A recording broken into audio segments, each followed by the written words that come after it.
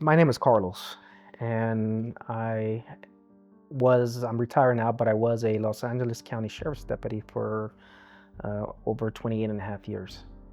I started in 1995, was assigned to the Pitchess Detention Center, uh, commonly referred to as Wayside, for 4 years.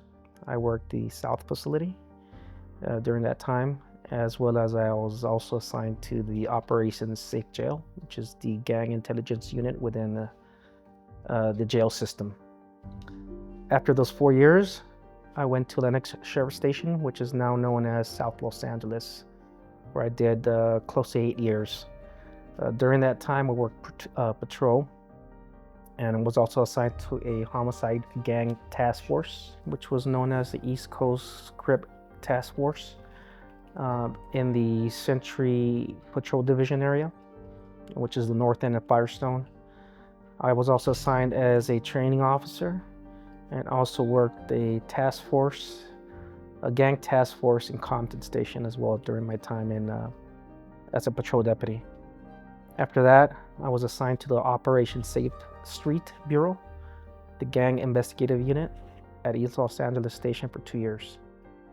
My final assignment was the Special Enforcement Bureau, which is a SWAT team for the Los Angeles County Sheriff's Department for 13 years. I do have work-related PTSD. Not only is it my opinion, but also I've had medical staff confirm that I do have PTSD. Twice now that I've had flashbacks. Most of my dreams were of violent nature. And every time I had these dreams, I'd go out and train, go shoot, do something in furtherance of my career, my job, to prepare myself. No, I don't think, sitting here now, I never believed that I had any PTS. I thought my dreams, all these things that I went through, these physiological responses, I thought they were normal.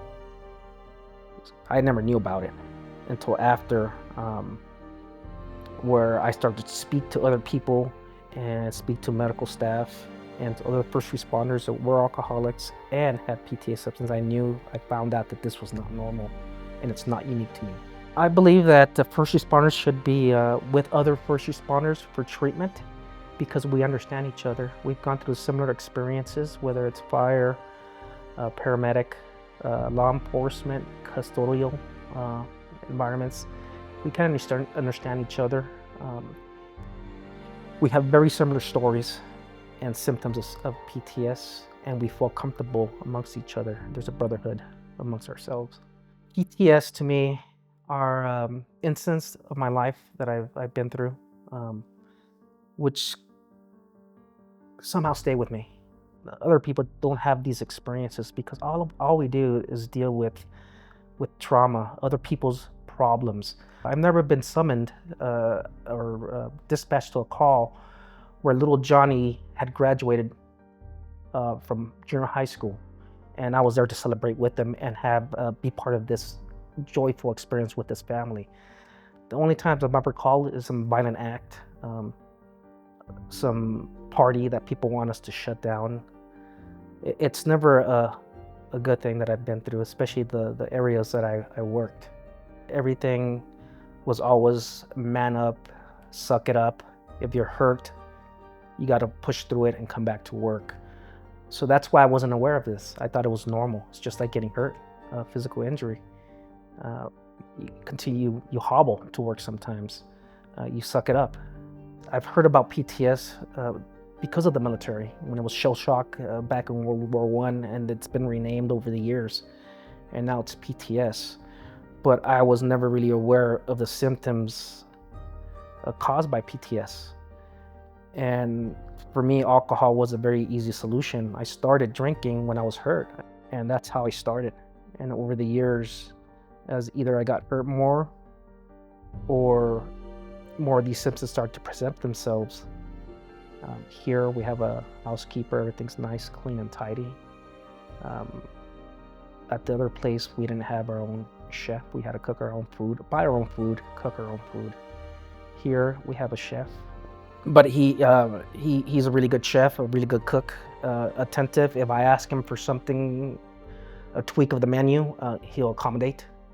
I have a very particular breakfast, and both chefs accommodate me as others they do to others. I've started working out here, um, and so I do feel healthy. I started getting back into the swing of things in my life before getting wrapped up in this alcohol. Here we have transcendental meditation, and it's a 3-4 day course. It's something very simple, but it's a great understanding to meditation, which I didn't have before. I didn't understand. I was just closing my eyes and trying to get to sleep. That's what it was for me. We have yoga here. The other facilities had yoga, but because this is much smaller, I was able to really understand yoga. We also have sound bowls, and that's they play. They make sounds with these bowls, and it makes some resonating sound that really feels good to your ears and your body, and it is therapeutic, as well as breath works is what we have here. We do group activities. We leave the house, we go to the beach. We're close to the beach. This location, the property here is in Malibu with a beautiful valley, and we see the ocean as well. I believe that the staff is attentive to our needs. I've had made requests or suggestions as far as the recovery here in the program, and they have been responsive. Fortunately, all the concerns or the requests I made have been implemented. That's the thing is with this place here. When have I ever spoken to a CEO in these treatment facilities? Never. I'll tell you right now. With you or Care or just anybody else with Jana, everybody's attentive. I feel here that people actually care about me. The staff here has been chosen properly, especially dealing with first responders. I created a lot of damage at home with my wife. Now, being here and speaking to my wife, she sees change in me, and that things are gonna get better. And the old person that I used to be is coming back. And it's just like starting a new life, dating her again, just getting to know her again. So it's very exciting. I don't work anymore because I am retired. I have a new life free from the alcoholism, and with understanding of PTS and how to manage it, because it's always going to be with me, but I'm able to manage it without being self-destructive. So I'm able to move on with my wife and my children, my family, and bring back joy in my life. Yeah, my wife didn't want to bring me over here. I'm confident that it's going to work out between us because we still have that core care and love between us, even though these things occurred. And so I'm very confident it's just a matter of time for her to trust me, regain the trust in me, and I'm gonna get it.